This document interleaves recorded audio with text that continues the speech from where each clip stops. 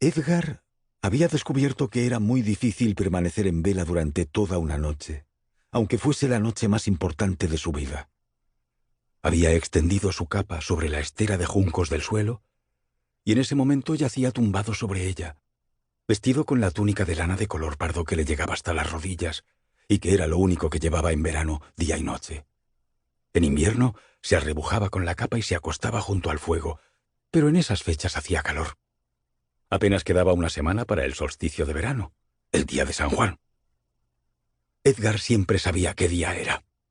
La mayoría de la gente tenía que preguntárselo a los clérigos, que eran quienes se ocupaban de los calendarios.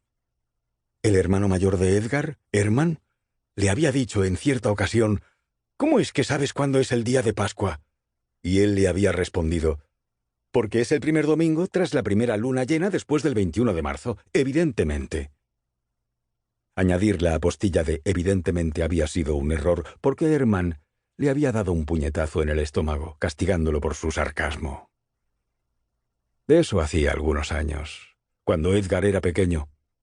Ahora ya era mayor. Cumpliría los 18 3 días después de la festividad de San Juan. Sus hermanos ya no le daban puñetazos. Sacudió la cabeza.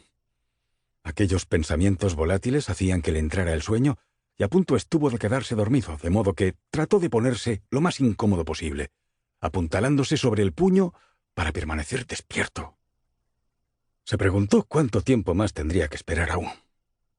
Volvió la cabeza y miró alrededor a la luz del fuego. Su casa era como casi todas las demás casas del pueblo de Coombe. Paredes hechas con tablones de madera de roble, una techumbre de paja y un suelo de tierra, parcialmente cubierto con juncos de la ribera del río cercano. No había ventanas. En mitad del único espacio había un recuadro formado con piedras que rodeaba el hogar. Encima del fuego había un armazón de hierro triangular del que se podía colgar un puchero, y sus patas proyectaban sombras tentaculares sobre la parte inferior del techo. Por todas las paredes había clavijas de madera, de las que colgaban prendas de ropa, utensilios de cocina y herramientas para la construcción de barcos. Edgar no estaba seguro de cuánto tiempo había pasado, porque se había quedado adormilado quizá más de una vez. Un rato antes, había escuchado los ruidos propios del pueblo preparándose para la noche. Las voces de un par de borrachos canturreando una tonada obscena, las amargas acusaciones de una disputa conyugal en una casa vecina, un portazo, los ladridos de un perro y en algún lugar próximo, los sollozos de una mujer. Sin embargo, en ese momento no se oía más que la suave canción de cuna que entonaban las olas en una resguardada playa. Miró hacia la puerta buscando alguna reveladora rendija de luz en sus bordes, pero solo vio oscuridad. Eso significaba que o bien la luna ya se había ocultado, por lo que era noche cerrada, o bien el cielo estaba nublado, lo cual no le serviría de nada.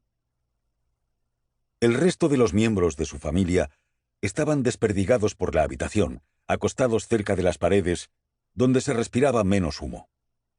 Padre y madre dormían dándose la espalda. A veces se despertaban en plena noche y se abrazaban, se hablaban en susurros y se movían al unísono, hasta que se separaban de pronto, jadeando.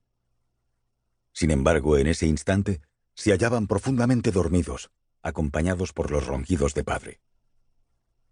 Hermann, el hermano mayor, de 20 años, estaba tumbado cerca de Edgar, y Idbol, el mediano, en el rincón. Edgar oía su respiración apacible y regular. Por fin, oyó el tañido de la campana de la iglesia. Había un monasterio en las afueras del pueblo. Los monjes habían ideado un método para calcular las horas de noche. Fabricaban velas graduadas que señalaban el tiempo a medida que iban consumiéndose. Una hora antes del alba, tocaban la campana y luego se levantaban para rezar el oficio de maitines. Edgar permaneció inmóvil.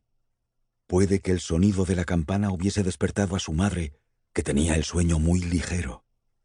Dio tiempo a que ésta volviera a sumirse en un profundo sueño, y entonces Edgar se levantó. To keep listening to this audiobook, I've left you a link in the description so you can do it. at no cost thanks to Audible's 30-day free trial.